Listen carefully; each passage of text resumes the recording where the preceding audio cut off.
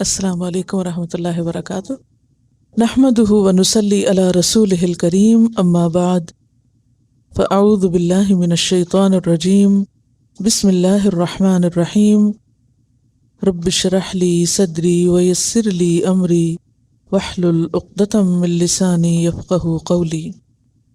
یوصیکم اللہ فی اولادکم، اللہ تمہاری اولاد کے معاملے میں تم کو وصیت کرتا ہے، تاکید کرتا ہے۔ اب وہ مقرر حصے وضاحت سے بتائے جا رہے ہیں کہ کس کو کیا ملے گا۔ یاد رکھیے کہ ان حصوں کی تقسیم کا علم علم المیراث کہلاتا ہے یا علم الفرائض کہلاتا ہے، جس کا سیکھنا جو ہے وہ ضروری ہے، لیکن فرض کفایہ ہے۔ اگر کچھ لوگوں کو آتا ہو تو باقیوں کی طرف سے بھی ادا ہو جائے گا، لیکن اگر کسی سوسائٹی میں کوئی بھی نہ یہ علم جانتا اور کسی کو بھی اس کا نہ پتا تو سب گناہ گار ہوں گے۔ کیوں؟ اس لیے کہ یہ وہ علم ہے جس کے اوپر لوگوں کی جنت اور جہنم کا دار و مدار ہے۔ اگر حصے صحیح تقسیم نہ ہوئے تو صرف یہ نہیں کہ دنیا میں کوئی نقصان ہو گیا، بلکہ کیا ہے؟ آخرت بھی برباد ہے۔ تو آپ سوچیے کہ کتنا ضروری ہے۔ اس کو علم الفرائض کہا گیا۔ جیسے نماز ادا کرنے کے لیے آپ کو ضروری ہے کہ آپ کیا کریں؟ نماز ادا کرنے کا طریقہ جانیں۔ اسی طرح میراث کی تقسیم کے لیے ضروری ہے کہ معاشرے کے اندر کچھ افراد ایسے ہوں کہ جو اس کے ماہر ہوں اور وہ لوگوں کو تقسیم کر کے بتا سکیں کہ انہیں کیا کرنا چاہیے۔ اور اگر کسی کو بھی نہیں آتا اور اس حکم پر عمل نہیں کیا جا رہا تو سبھی گناہ گار۔ اس سے پہلے کہ میں سبق شروع کروں، میں چند ایک مختصر سی باتیں آپ کے ساتھ کروں گی تاکہ آپ کا ایک ذہن بن جائے، پھر اس کے بعد آیات کو سمجھیں گے، پھر انشاءاللہ خلاصے کے طور پر میں ساری باتوں کو دوبارہ دہرا دوں گی۔ پہلی بات تو یہ ہے کہ وراثت کی 3 بنیادیں ہیں۔ نمبر 1 قرابت، نمبر 2 ضرورت، اور نمبر 3 تقسیم دولت، یعنی کون کس کا کتنا اور کیوں وارث ہوگا۔ پہلی چیز جو ہے کہ آپ کس کے وارث بن سکتے ہیں یا آپ کا وارث کون ہو سکتا ہے، اس کی بنیاد قرابت داری یعنی رشتہ داری پر ہے۔ قرابت داری 3 طرح کی ہوتی ہے۔ نمبر 1 نسب، نمبر 2 نکاح، اور نمبر 3 ولا۔ ولا واو لام الف، نسب، نکاح اور ولا۔ نسب میں کون کون آتا ہے؟ ماں باپ، اولاد۔ ماں باپ کو اصول کہا جاتا ہے۔ اصل کس کو کہتے ہیں؟ جڑ کو، بنیاد کو۔ اولاد کو کیا کہا جاتا ہے؟ فروع۔ فروع کہتے ہیں فرع، برانچز۔ جیسے ایک درخت ہوتا ہے نا، تو درخت کی جڑیں جو ہیں وہ کون ہیں؟ ماں باپ، اور اس کی شاخیں کون ہیں؟ اولاد، یعنی وہ اس سے بہت سے نکلے نا آگے۔ اور پھر ایک اور لفظ استعمال ہوتا ہے حواشی۔ حواشی ہوتے ہیں جو سائڈ پر ہوں۔ سائڈ پر کون ہوتے ہیں؟ بہن بھائی وغیرہ۔ حواشی کا لفظ جو حاشیہ سے نکلا ہے۔ حاشیہ کہاں ہوتا ہے؟ سائڈ پہ۔ دوسرا سبب ہوتا ہے نکاح، کہ صحیح نکاح کے ساتھ کوئی کسی کی بیوی ہو یا شوہر ہو تو وہ پھر مرنے کے بعد ایک دوسرے کے وارث ہو سکتے ہیں۔ اگر نکاح کے بعد طلاق دے دی گئی لیکن طلاق رجی ہے، یعنی شوہر رجوع کر سکتا ہے ابھی اور عدت نہیں گزری، تو عورت وارث ہوگی۔ اور اگر عدت گزر چکی تو پھر کیا ہے؟ طلاق بائن ہے، اور اس کے بعد وہ عورت جو ہے وہ وارث نہیں ہوگی۔ پھر اسی طرح اگر عقد ہو چکا ہے، رخصتی نہیں ہوئی، تو بھی وارث۔ عقد صحیح ہونا ضروری ہے اس میں، ٹھیک ہے؟ عقد صحیح کس کو کہتے ہیں؟ جس میں نکاح کی تمام شرائط پوری ہوتی ہوں، ولی موجود ہو، گواہ موجود ہو، نکاح کا اعلان ہو۔ تیسری چیز ہے ولا۔ ولا کا کیا مطلب ہے؟ کہ غلام اگر فوت ہو جائے تو اس کی وراثت اس کے رشتہ داروں کو نہیں جائے گی، بلکہ کس کو جائے گی؟ اس کے مالک کو جائے گی، یعنی مالک اپنے غلام کا وارث ہوگا۔ اب چونکہ عام طور پر غلامی نہیں پائی جاتی، تو اس لیے دو بڑے اسباب ہیں وارث ہونے کے، ایک ہے نسب اور دوسرے ہے نکاح۔ دوسری چیز ہے کہ کس کو کتنا حصہ ملے، اس کی بنیاد ضرورت پر ہے کہ کس کی ضرورت کتنی۔ مثلا ماں باپ کے مقابلے میں اولاد چونکہ چھوٹی ہوتی ہے، اس کی ضرورت زیادہ ہوتی ہے، اس لیے اس کو زیادہ ملا ہے، اس کو زیادہ حصہ دیا گیا۔ اسی طرح عورت کے مقابلے میں مرد پر خرچ کرنے کی ذمہ داری اللہ نے ڈالی ہے، اس لیے اس کو حصہ بھی زیادہ دیا ہے، کیونکہ اگر مرد شادی کرے گا تو اس کو مہر بھی دینا ہے، بیوی گھر لائے گا تو اس کو نان نفقہ بھی دینا ہے، اولاد ہوگی تو اس کے سارے اخراجات بھی پورے کرنا ہے۔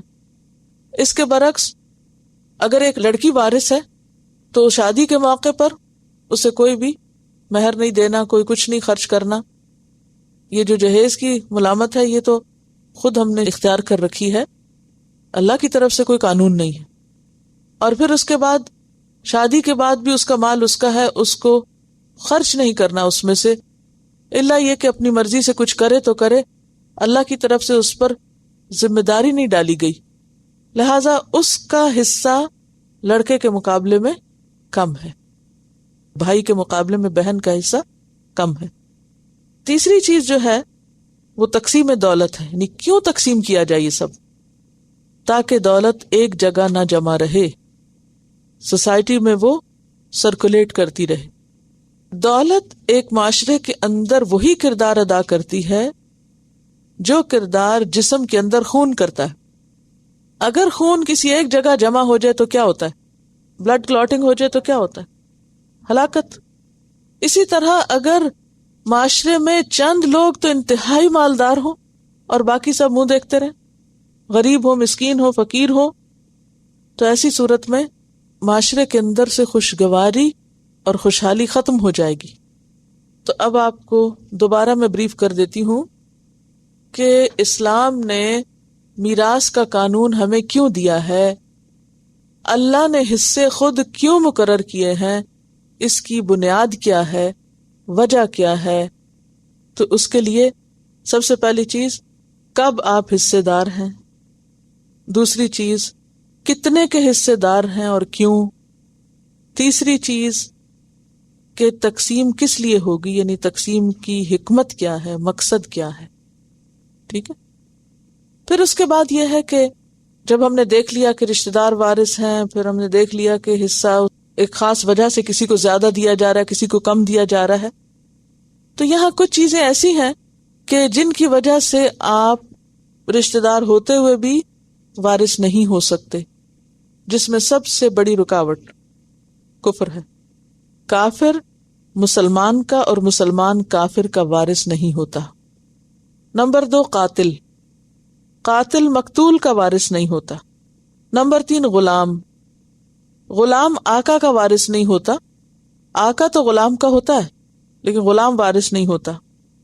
ولد الزنا، حرامی بچہ، وہ باپ کا اور باپ اس کا وارث نہیں ہوگا، ہاں بچہ اور ماں ایک دوسرے کے وارث ہوں گے۔ پھر اسی طرح لعان کیا ہوتا ہے؟ لعنت کرنا، یعنی شوہر اپنی بیوی پر الزام لگا اور پھر قسمیں کھا کے جو فیصلہ کیا جاتا ہے، جس کی تفصیل آگے آپ پڑھیں گے۔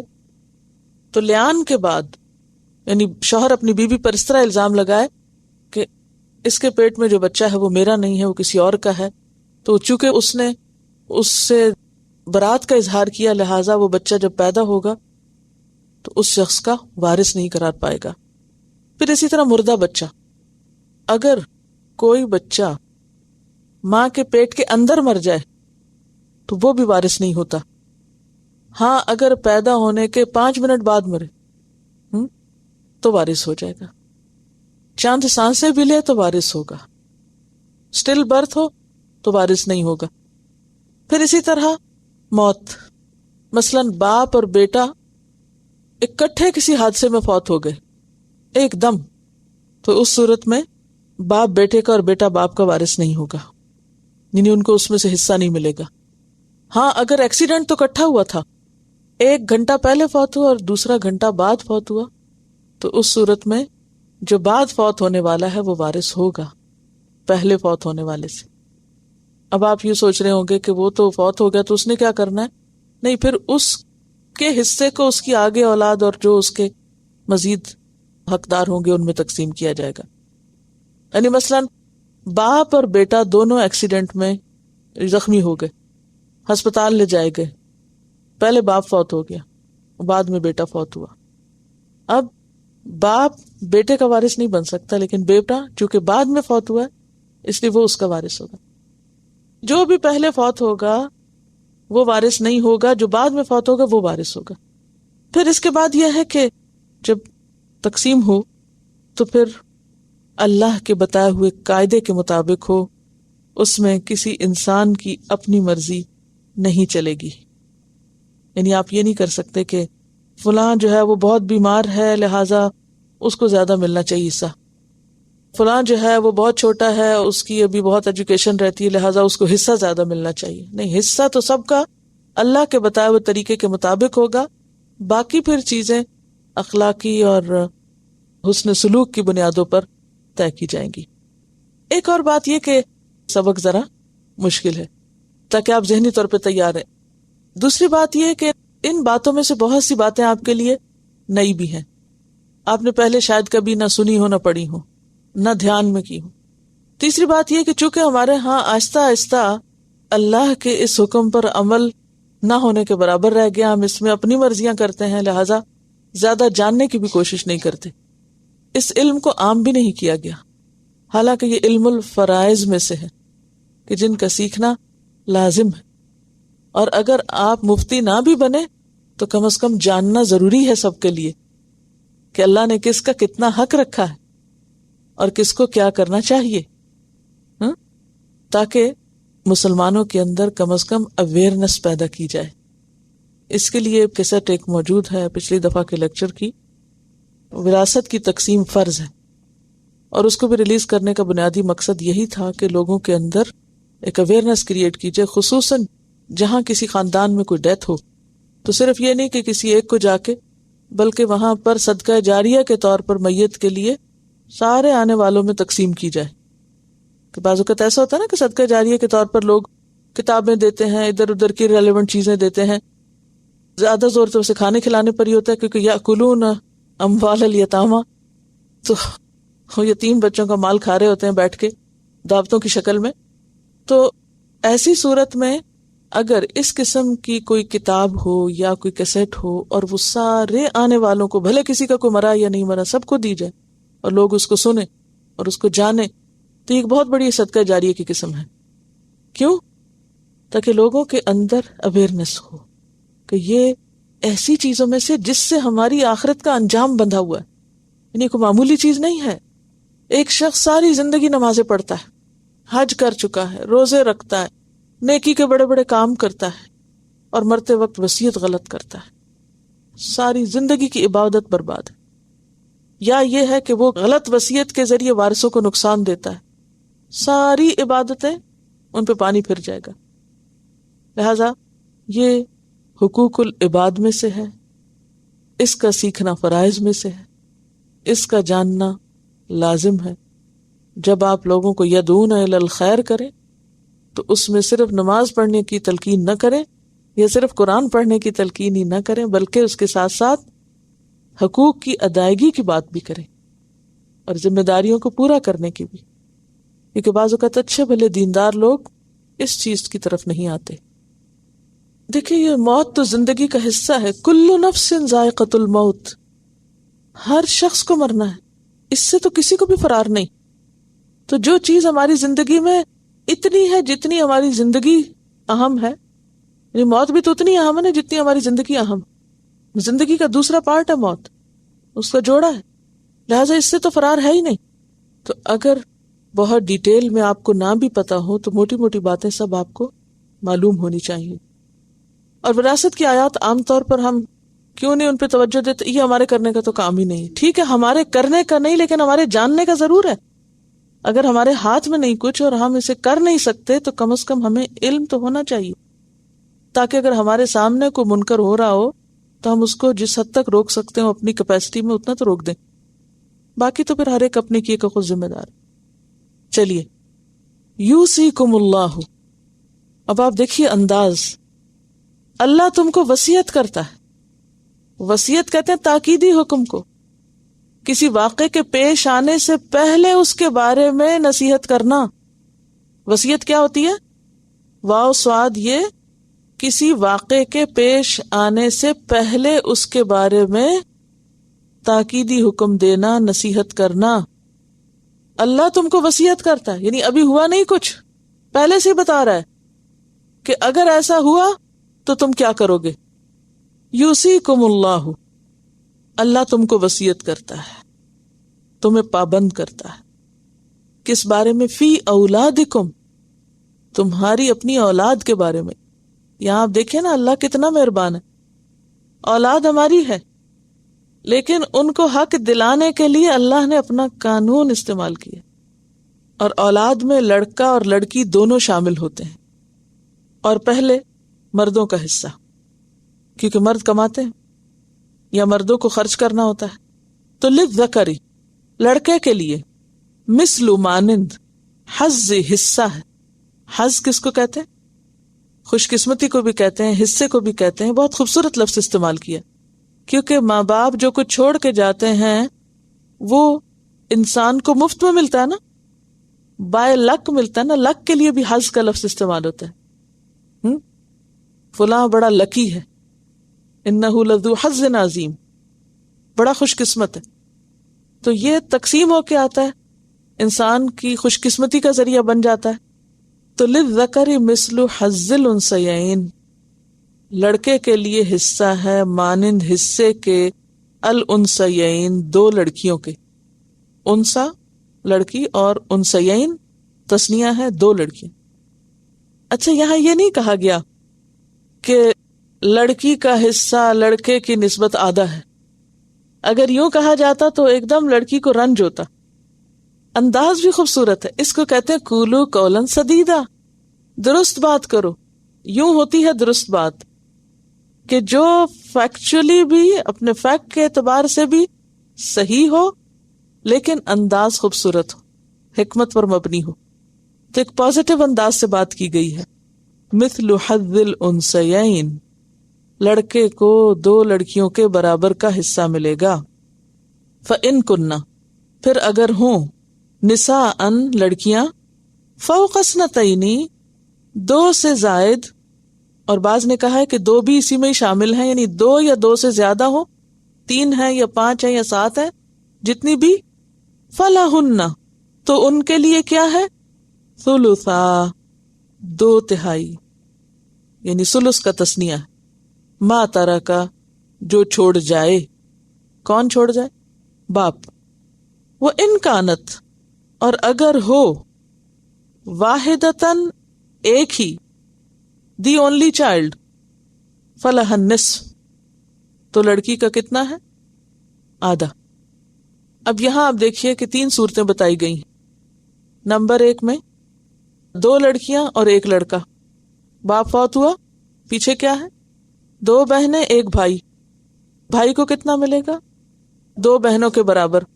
گویا اولاد کے حصے میں اگر 10 روپے آ رہے ہیں تو 5 بھائی لے جائے گا اور 2.5 جو ہیں وہ 2 بہنیں لے گی. پہلی صورت یہ تھی.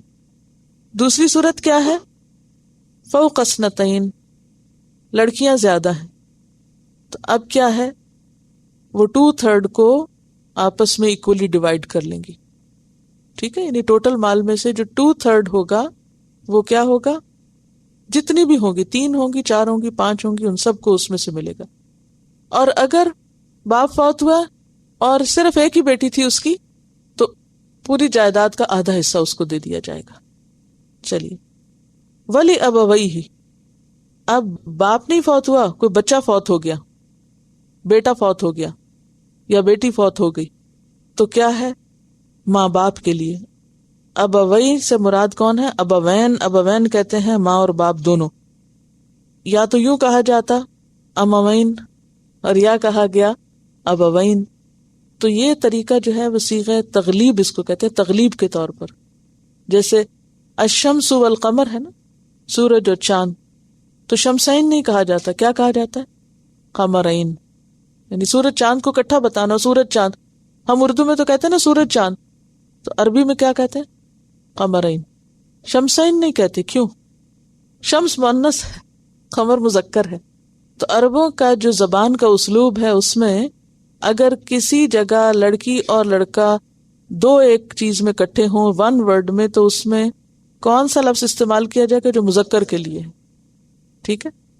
ماں اور باپ ہیں تو کیا کہیں گے؟ ابوین. اموین نہیں کہیں گے. اچھا, اسی طرح سورج اور چاند ہے تو کیا کہیں گے؟ قمرین. جی ہاں. اسی طرح ابو بکر اور عمر کو کیا کہتے ہیں؟ عمرین. کیوں؟ حضرت عمر کی پرسنالٹی جو ہے زیادہ اسٹرانگ ہے, حالانکہ مقام حضرت ابو بکر کا بلند ہے. اس سے کیا پتہ چلتا ہے کہ اس سے عورت کی تنقیص نہیں ہو گئی. اگر عورت ایمان میں تقوی میں آگے ہے تو وہ اللہ کے ہاں آگے ہے. تو دنیا کے اسلوب میں کچھ چیزیں بولنے کے اعتبار سے یا استعمال کے اعتبار سے, اسی طرح آپ دیکھیں کہ شروع سے ہم لوگ جب بات چیت کرتے ہیں تو سامنے والے کو خواہ کوئی لڑکی ہو یا لڑکا تو عموماً کیا کہتے ہیں؟ آپ کیسے ہیں. تھرڈ پرسن کے لیے بھی مذکر کا صیغہ بولتے ہیں. کیسے؟ یعنی کسی کی بات کرنا ہو تو لوگ آئے ہیں, یہ تو نہیں کہتے لوگ آئی ہیں. جب آپ کے گھر میں صرف خواتین نے بھی آنا ہو تو آپ کیا کہتے ہیں؟ کیا سب لوگ آ گئے ہیں؟ مہمان آ رہے ہیں, کچھ لوگ آ رہے ہیں, تو مذکر کا صیغہ استعمال کرتے ہیں. اس کو تغلیب کا قاعدہ کہتے ہیں. تغلیب کا لفظ غالب آنے سے, یعنی جو غالب ہے ان میں سے, یعنی جو ذرا اسٹرانگ ہے, یہ معنی ہے. خیر, یہ الگ بات ہے کہ اس صدی میں لیڈیز فرسٹ کر دیا گیا ہے, حالانکہ یہاں للذکر فرسٹ ہے, للذکر مثل حظ الانثیین. دیکھیے, یہ صرف دنیاوی ترتیب کے اعتبار سے ہے, اللہ کے ہاں کوئی فرق نہیں. اسی لیے سورۃ آل عمران میں پہلے ہی طے کر دیا گیا کہ عورتیں ناراض نہ ہوں کہیں آگے جا کے جو تقسیم میں آگے پیچھے کچھ ہوگا. وہاں کیا کہا گیا سورۃ آل عمران میں؟ کس طرح اسلام ذہنی طور پہ تیار کرتا ہے لوگوں کو چیزیں ایکسپٹ کرنے کے لیے, کہ جس نے بھی کوئی اچھا کام کیا, خواہ وہ مرد ہو یا عورت, تو کیا ہے اس کے لیے. آل عمران میں آپ نے بالکل آخری رکوع میں پڑھا تھا, یہ ہے فاستجاب لهم ربهم انی لا اضیع عمل عامل منکم من ذکر او انثی بعضکم من بعض, کہ ان کے رب نے ان کی بات قبول کر لی کہ میں کسی عمل کرنے والے کا عمل ضائع نہ کروں گا, خواہ کوئی مرد ہو یا عورت, تم ایک دوسرے سے ہی تو ہو. تو ایسی باتوں پہ کیا جھگڑے کہ مذکر کا صیغہ کیوں اور مؤنث کا کیوں ہے, اور مرد کا ذکر پہلے کیوں ہے اور عورت کا ذکر پہلے کیوں نہیں آیا. اور چاہے آپ جتنا بھی اس کو الٹائیں اور لیڈیز فرسٹ کریں, پھر بھی قرآن کی ترتیب میں لیڈیز فرسٹ نہیں ہے. ہاں, اللہ کے ہاں مقام میں لیڈیز فرسٹ ہو سکتی ہیں. اچھا, کیوں نہیں ہے؟ یہ انتظامی تقسیم ہے, ایک فطری تقسیم ہے, کاموں کی تقسیم ہے, ذمہ داریوں کی تقسیم ہے. مرد کو اللہ نے فزیکلی اسٹرانگ بنا کر اس پر کچھ ذمہ داریاں عورت کی نسبت سے زیادہ ڈالی ہیں, تو جہاں ذمہ داریاں زیادہ ہوں وہاں اتھارٹی بھی زیادہ ہونی چاہیے. چلیے ابھی آگے یہ سب باتیں پڑھیں گے انشاءاللہ. ولی ابویہ, اور ماں باپ کے لیے, لکل واحد, ہر ایک کے لیے, منہما, ان دونوں میں سے, السدس, چھٹا حصہ. اب یہاں ماں بھی باپ کے برابر حصہ لے رہی. مما ترکا, اس میں سے جو اس نے چھوڑا. ان کان لہ ولد, اگر اس کا بیٹا ہے, یعنی میت کی اگر اولاد ہے, ولد یہاں اولاد کہیں, اگر اولاد موجود ہے تو ماں باپ میں سے ہر ایک کو چھٹا حصہ ملے گا. اب آپ دیکھیں نا, آیت کے پہلے حصے میں یہ کہا گیا کہ مرد کا حصہ 2 عورتوں کے برابر ہے, تھوڑا سا دل تھوڑا ہوا. آگے جا کے کہا ہاں اگر میت کی اولاد ہے تو ماں باپ میں سے ہر ایک کے لیے چھٹا حصہ ہے. اس سے کیا پتہ چلتا ہے؟ یہ بھی کتنا خوبصورت انداز ہے نا, کہ اگرچہ عورت کو کچھ خرچ نہیں کرنا, لیکن پھر بھی کلام کی خوبصورتی آپ ملاحظہ فرمائیں, اور ترتیب کی کہ کون سی چیز کہاں رکھی, بتانا تو تھا ہی. اچھا, پھر آپ ایک اور چیز دیکھیے کہ سب سے پہلے اولاد کا حصہ بتایا گیا تقسیم میں, حالانکہ ماں باپ کا بھی حصہ ہوتا ہے, لیکن اولاد کا کیوں؟ کیونکہ عموماً یہ ہوتا ہے کہ انسان کو دینے کے اعتبار سے اولاد اہمیت رکھتی ہے. یعنی جب انسان کچھ دینا چاہتا ہے، اور عام طور پر بھی آپ دیکھیں کہ جب آپ کسی کو کچھ دیتے ہیں تو پہلے کس کے لیے نکالتے ہیں؟ ماں باپ کو بھیجتے ہیں یا بچوں کو؟ وہ ایک انڈرسٹوڈ سی بات ہے نا، کہ ایک فرض سمجھتے ہیں ہم کہ بچوں کو ہی دینا ہے، سب کچھ بچوں کے لیے. ہاں؟ حالانکہ ماں باپ کا بھی ہم پر بہت احسان ہے، بلکہ دیکھا جائے تو ماں باپ کا زیادہ احسان ہے، تو ان کا حق زیادہ ہونا چاہیے. تو اسلام نے جب تقسیم کی تو پہلے ماں باپ کا نہیں رکھا، پہلے اولاد کا رکھا. حالانکہ ویسے عزت احترام میں ماں باپ زیادہ ہے. کیوں؟ وہ 3 چیزیں میں نے آپ کو بتائی تھی نا. قرابت کے بعد دوسری چیز کیا ہے؟ ضرورت. کیونکہ بچوں کی ضروریات زیادہ ہیں کس کی نسبت؟ ماں باپ کی نسبت. نمبر 2، مرد کی ضروریات زیادہ ہیں کس کی نسبت؟ عورت کی نسبت. تو جس کی ضروریات زیادہ ہیں اس کا حصہ بھی پہلے ہے یا زیادہ بھی ہے کہیں، اگرچہ بعض جگہوں پر برابر بھی ہے. یہ کیا شو کرتا ہے؟ ہر ایک کے لیے چھٹا برابر، ماں بھی برابر، باپ بھی برابر، مرد اور عورت کا فرق نہیں ہے. اس سے یہ پتہ چلتا ہے کہ اصل بات کسی عورت کی حق تلفی کرنا نہیں ہے، اصل بات یہ ہے کہ کہاں کس کو ضرورت کتنا ہے. مما ترکا، اس میں سے جو چھوڑ دیں، ان کان لہو ولد، ٹھیک ہے بیٹا ہے یا بیٹی ہے تو پھر اس صورت میں ان کو چھٹا حصہ.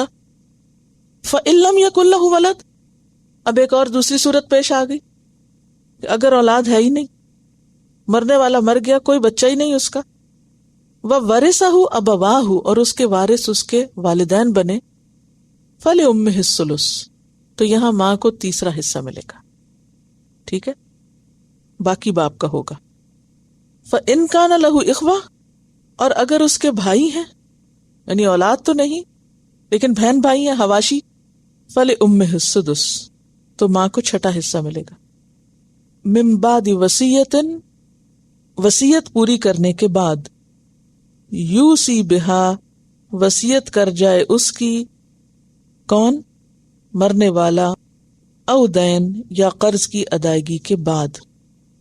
مرنے والا جو وصیت کر جائے وہ پوری کی جائے، اور اگر اس کے ذمے قرض ہے تو قرض ادا کیا جائے، یعنی حصے بعد میں ہوں گے. یہاں پر تقسیم میراث کے علاوہ وصیت اور قرض کی ادائیگی کا ذکر بھی آ گیا ہے. یہ سب چیزیں ہوں گی کیسے؟ پہلی بات تو یہ کہ زندہ شخص کی جائیداد تقسیم نہیں ہوتی، مردہ کی تقسیم ہوتی ہے. یعنی وراثت یا میراث کہتے ہی مردہ کے مال کو. اپنی زندگی میں انسان جو کچھ دیتا ہے وہ ہبہ کرنا ہوتا ہے. ہبہ کس کو کہتے ہیں؟ گفٹ کرنا. اور اس میں شرط نہیں ہے کہ لڑکی کو آدھا دیں اور لڑکے کو پورا دیں، اس میں برابر بھی دے سکتے ہیں. بلکہ پسندیدہ یہی ہے کہ اگر ایک کو دیں تو سب کو دیں، اور جو کچھ بھی ہبہ کریں اولاد کو اس میں برابری اور انصاف سے کام لیں. والدین عموماً بیٹیوں کی طرف سے زیادہ فکر مند ہوتے ہیں، کیونکہ انہیں یہ ہوتا ہے کہ لڑکے تو لڑکے اپنا خود کما لیں گے، اپنے لیے خود کچھ کر لیں گے. ویسے بھی آپ نے دیکھا ہوگا کہ عموماً مائیں بیٹیوں کی شادی اور ان کو دینے دلانے کے معاملے میں زیادہ فکر مند ہوتی ہیں، بلکہ بھائیوں کے پاس بھی جو کچھ ہو تو کیا کہتی ہیں؟ بہن کو دے دو. تو بہرحال پہلی بات تو یہ کہ میراث کب تقسیم ہوگی؟ جب مالک فوت ہوگا مال کا، اس سے پہلے نہیں. یعنی اس سے پہلے گفٹ ہوگا، ہبہ ہوگا، ہدیہ ہوگا، کچھ بھی. دوسری بات یہ کہ جب کوئی فوت ہو جائے تو پہلا کام کیا کرنا چاہیے؟ میت کے مال میں سے اس کے کفن، دفن، قبر وغیرہ کا انتظام کرنا چاہیے. اگر کوئی رشتہ دار اپنی طرف سے بطور ایک صدقے کے یا خوشی سے کچھ کرنا چاہتا ہے تو وہ الگ بات ہے. مثلاً کوئی بیٹا کہتا ہے کہ نہیں، میں اپنے باپ کا سب کچھ اپنی طرف سے کروں گا، کر لے، اس سے منع نہیں کیا گیا. لیکن حکم کیا ہے کہ میت کے مال میں سے ہی اس کی تیاری کی جائے جانے کی.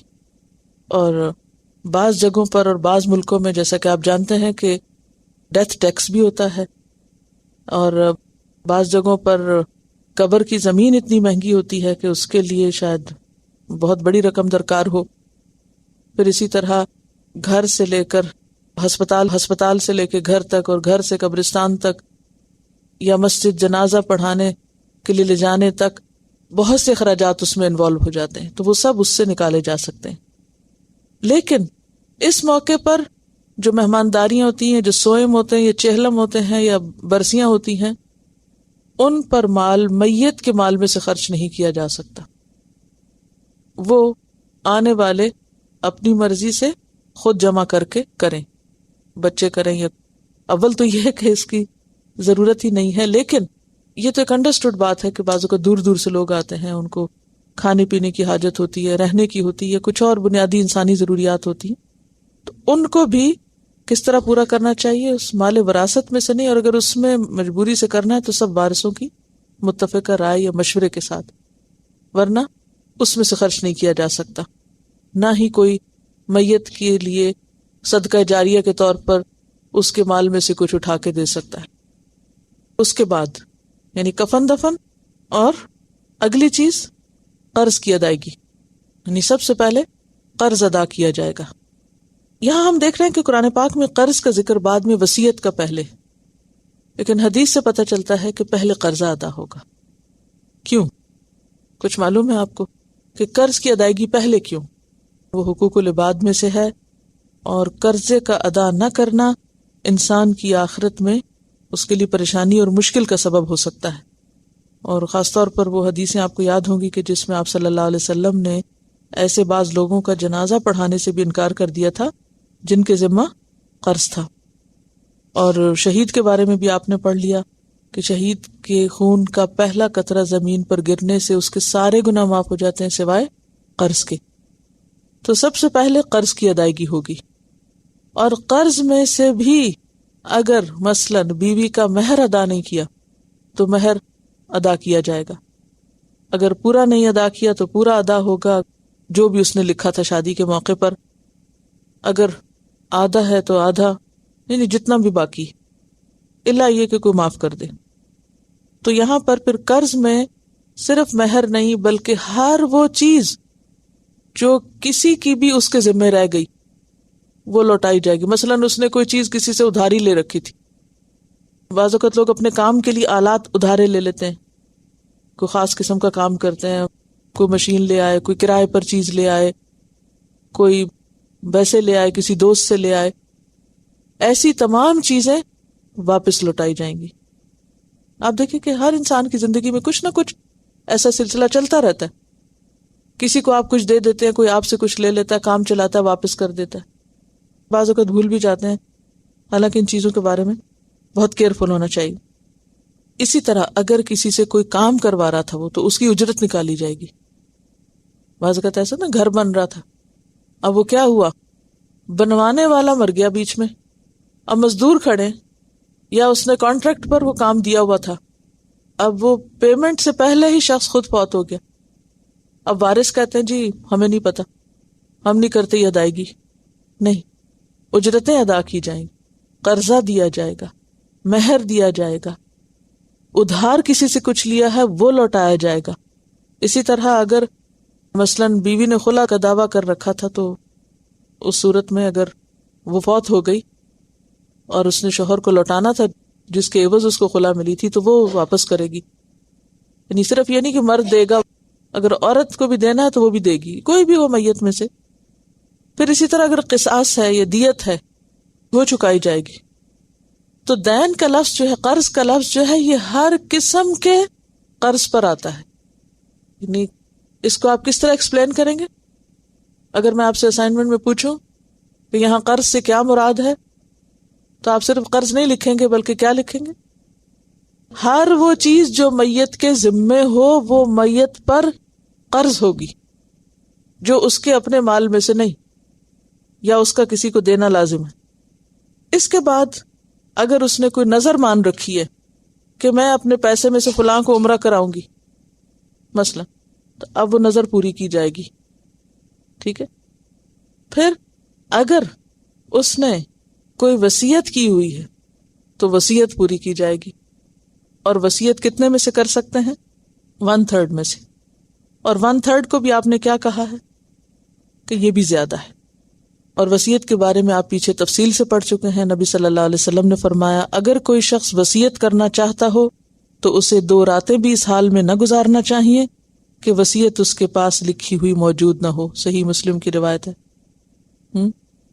یعنی وصیت کرنا، اور خصوصاً ان رشتہ داروں کے بارے میں جن کا میراث میں سے حصہ نہیں بنتا، مثلا یتیم پوتے پوتیاں ہیں، یا اور اسی طرح کوئی رشتہ دار ہے جو براہ راست وارث نہیں ہے، یا کوئی بیمار ہے، یا کسی مدرسے کو یا کسی ہسپتال کو یا کسی نیکی کے کام میں آپ اگر چاہتے ہیں کہ آپ کے مرنے کے بعد آپ کے مال کا ایک حصہ کسی خیر کے کام میں لگے، تو وہ بھی زندگی میں لکھ کر رکھ لینا چاہیے. لیکن یہاں یہ یاد رہے کہ وارث کے حق میں وصیت نہیں ہوگی. یعنی مثلا بیٹا مال میں وارث ہے تو اس کے لیے آپ الگ سے مزید وصیت نہیں کر سکتے. آپ صلی اللہ علیہ وسلم نے خطبہ حجۃ الوداع کے موقع پہ فرمایا اللہ عز و جل نے ہر صاحب حق کا حق مقرر کر دیا ہے، لہٰذا اب وارث کے حق میں وصیت جائز نہیں. پھر اسی طرح یہ بات یاد رہے کہ وصیت 1/3 مال سے زیادہ میں نہیں کی جا سکتی. اور اس کی دلیل کیا ہے؟ صحیح مسلم اور بخاری کی وہ حدیث جس میں حضرت سعد بن ابی وقاص کہتے ہیں کہ میں مکہ میں بیمار ہو گیا اور مرنے کے قریب ہو گیا. نبی صلی اللہ علیہ وسلم میری عیادت کو تشریف لائے. میں نے کہا یا رسول اللہ صلی اللہ علیہ وسلم میرے پاس مال بہت ہے اور ایک بیٹی کے سوا میرا کوئی وارث نہیں، کیا میں اپنے مال کو اللہ کے راستے میں دے دوں، یعنی صدقہ کر دوں؟ آپ نے فرمایا نہیں. پھر میں نے کہا 2/3 دے دوں؟ آپ نے فرمایا نہیں.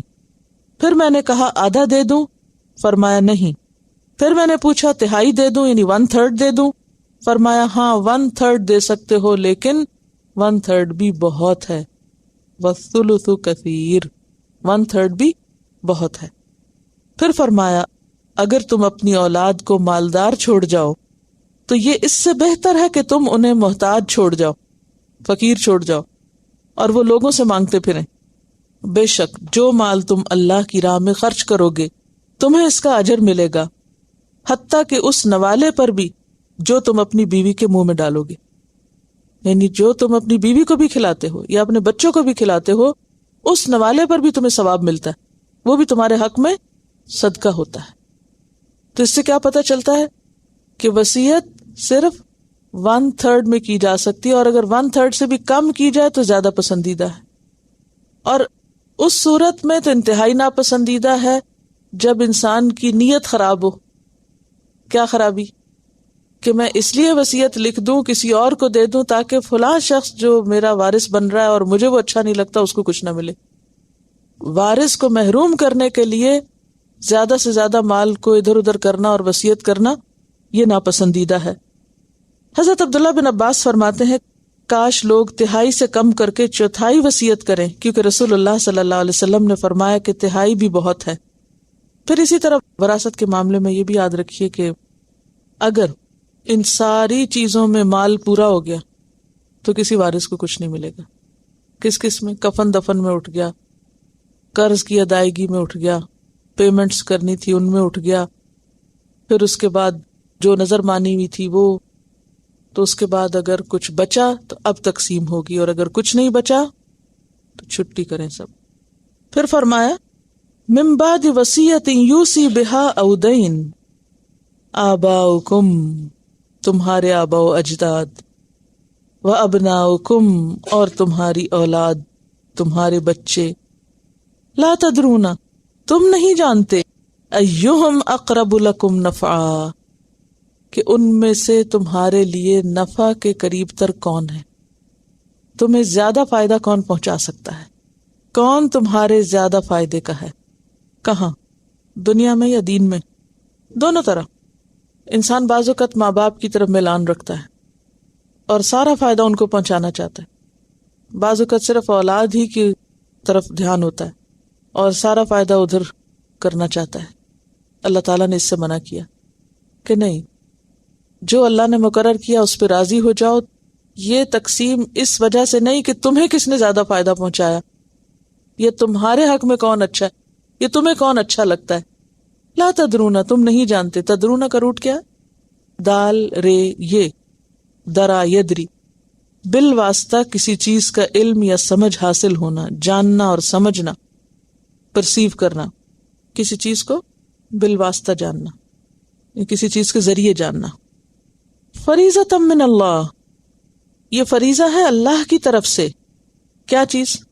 یہ تقسیم اللہ کی طرف سے تمہارے اوپر لازم ہے، اور اللہ کا حکم ماننا ضروری ہے، کسی اور کی طرف سے نہیں. اور اللہ کا حکم ماننا کیوں ضروری ہے؟ اور اللہ کی یہ تقسیم انصاف پر مبنی کیسے ہے؟ کیونکہ ان اللہ کان علیما حکیما، بے شک اللہ علم والا بھی ہے، حکمت والا بھی ہے. یہ جو دو صفات ہے یہ بڑی ہی اہم ہے کہ قانون وراثت اللہ کے علم تام اور علم کامل پر مبنی ہے. ویسا علم کسی اور کے پاس نہیں. اور پھر وہ صرف علم نہیں رکھتا بلکہ اس نے حکمت کے ساتھ یہ تقسیم کی ہے.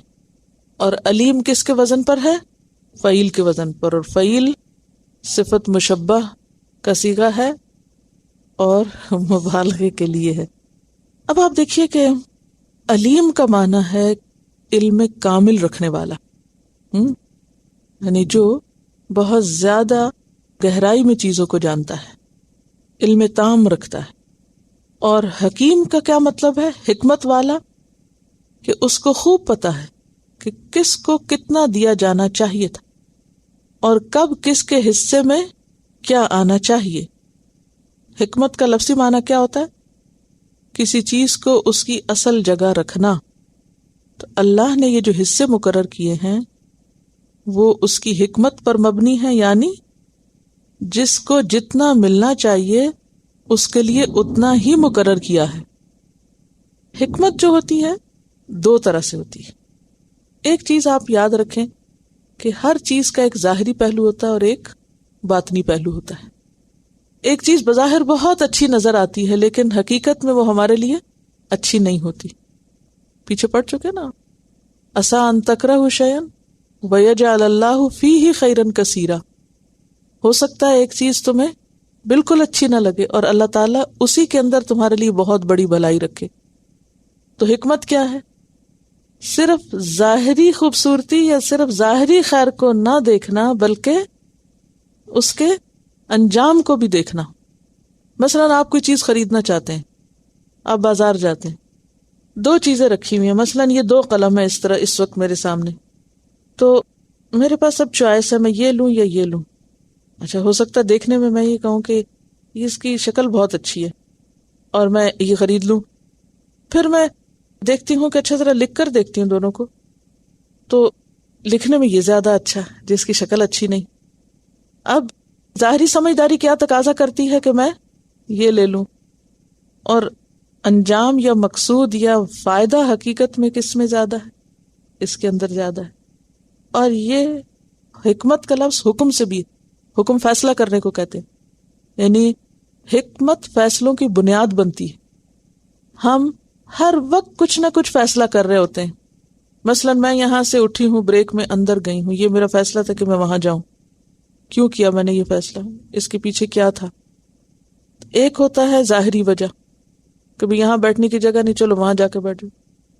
اور ایک اس کے پیچھے کوئی اور غایت بھی ہو سکتی ہے کہ ٹھیک ہے میں اگر یہاں بیٹھی تو باتیں کروں گی، وہاں بیٹھ گئی تو تھوڑا پڑھ لوں گی، دوبارہ آنے کی تیاری کر لوں گی. اب یہ جو میرا فیصلہ تھا کہ یہاں بیٹھنے کی بجائے اندر جا کے بیٹھوں، یہ بظاہر دیکھنے میں تو میں یہاں بیٹھوں تو بہت گپ شپ میں مزہ آئے گا، اور اس سے بھی ملیں گے اس سے بھی ملیں گے اور انجوائے کریں گے، کچھ کھائیں پیئیں گے سب کے ساتھ مل کے.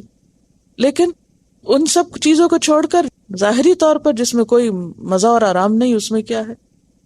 دوسری طرح تو اس کو چھوڑ کے اس کو لینا، وہ صرف ظاہری کو نہیں دیکھ کے بلکہ انجام اور مقصد کو سامنے رکھ کے ایک چیز کو اختیار کرنا جو ہے وہ کیا ہے؟ یہ حکمت کا تقاضا ہوتا ہے. تو حکمت کیا ہوتی ہے کہ کسی چیز کو اس کی اصل جگہ جا کے رکھنا، کسی کام کو اس کے اصل طریقے پہ کرنا، کسی چیز کو اس کے اصل فائدے کو سامنے رکھ کے اختیار کرنا. تو اللہ تعالیٰ نے یہ احکام صرف علم کی بنیاد پر بھی نہیں دیے، بلکہ اس کے ساتھ ساتھ کیا تھا؟ حکمت بھی تھی کہ کس کو کتنا دینا، کس کے لیے کتنا فائدہ مند ہے اور کس کے لیے کتنا نہیں. اللہ تعالیٰ چاہتے تو وہ اتنی بار ایک تقسیم کرنے کی بجائے کیا کہتے، بس جو کوئی چھوڑے وہ سارا اس کا بڑا بیٹا لے جائے، بات ختم ہو. اتنا لمبا قانون پڑھنا ہی نہ پڑتا آپ کو. لیکن یہ نہیں کہا، ایک ایک کا حصہ بتایا، اور پھر اتنی خوبصورت ترتیب کے ساتھ، اور آغاز کتنا زبردست کہ یوصیکم اللہ، اور پھر پہلے اولاد کی بات کی انسان کی نفسیات کو سامنے رکھتے ہوئے، پھر للذکر مثل حظ الانثیین کی بات کی، پھر اس کے بعد زیادہ بیٹیاں ہو تو کیا ہو، ایک ہو تو کیا ہو، والدین کا کتنا ہے، اگر اولاد میت کی ہے تو والدین کو کتنا ملے گا، نہیں ہے تو کتنا ملے گا، اور اگر بہن بھائی ہیں تو اس صورت میں کتنا حصہ ہوگا. اور یہ ساری باتیں کر کے پھر یہ سمجھایا کہ دیکھو تم اپنی عقل کو ایک طرف رکھو، تمہیں نہیں پتا، کیونکہ بعض اوقات انسان کو یہ تقسیم ایسی بھی لگتی ہے کہ جس میں شاید انصاف نہیں ہو رہا. یعنی شریعت کی تقسیم پہ بعض لوگ بہت اعتراض بھی کرتے ہیں، اور ان کا دل کچھ اور چاہ رہا ہوتا ہے لیکن قانون کچھ اور بتا رہا ہے. تو کیا کہا گیا کہ تمہیں نہیں پتا کہ جس کے ساتھ تم بھلائی کرنا چاہتے ہو وہ تمہارے لیے بھلا نہیں، وہ تمہارے فائدے میں نہیں، اور جس کو تم محروم کرنا چاہتے ہو اس کو دینا انجام کے اعتبار سے تمہارے فائدے میں ہے. تو اللہ تعالیٰ کے فیصلے علم کی بنیاد پر بھی ہیں اور حکمت کی بنیاد پر، اور حکمت صحیح فیصلہ نہ صرف یہ کہ کسی چیز کے ظاہری پہلو کو سامنے رکھ کے کرنا، بلکہ اس کے انجام کو بھی سامنے رکھ کے کرنا، غایت بھی سامنے ہو اس میں. اور پھر آخر میں دوبارہ فرما دیے گئے فریضۃ من اللہ، کوئی بیچ میں اعتراض کی گنجائش نہیں، اور کسی بھی قسم کی اس میں آبجیکشن نہیں کی جا سکتی، کیونکہ یہ اللہ کی طرف سے، اور کسی قسم کی اس میں تبدیلی نہیں کی جا سکتی. ایسا کرنا ہوگا، ایسا کرنا لازم ہے. تام کا مطلب تمام، تام و پورا، تمت، تام. اصل میں عربی کے لفظ مختصر ہوتے ہیں لیکن بہت جامع ہوتے ہیں. مشکل یہ ہے کہ ہماری اردو بھی کمزور ہے، اور اس پر اگر تھوڑے سے عربی کا اضافہ ہو جائے تو اور مشکل پڑ جاتی. لیکن اب آپ مجھے بتائیے کہ اگر میں یہ کہوں علم تام، یعنی تام میں تمام آ جاتا ہے، ٹوٹیلٹی میں بات ہو رہی ہے کہ اللہ کا علم جو ہے وہ تام ہے. اب اس کو اردو میں ٹرانسلیشن کریے، کیا کہوں، کامل کمال سے ہے. تام والی بات پھر بھی نہیں آتی، وہ لطف بھی نہیں آتا ہے، وہ زور نہیں آتا. اب اتنی عربی تو آپ سمجھ لیں، اگر آپ اپنی اردو میں اتنے انگریزی کے لفظ بولتے ہیں تو کوئی جرم نہیں اگر کچھ عربی کے بھی بولنا شروع کر دیں. وآخر دعوانا ان الحمد للہ رب العالمین. سبحانک اللہم وبحمدک نشہد ان لا الہ الا انت نستغفرک ونتوب الیک. السلام علیکم ورحمۃ اللہ وبرکاتہ.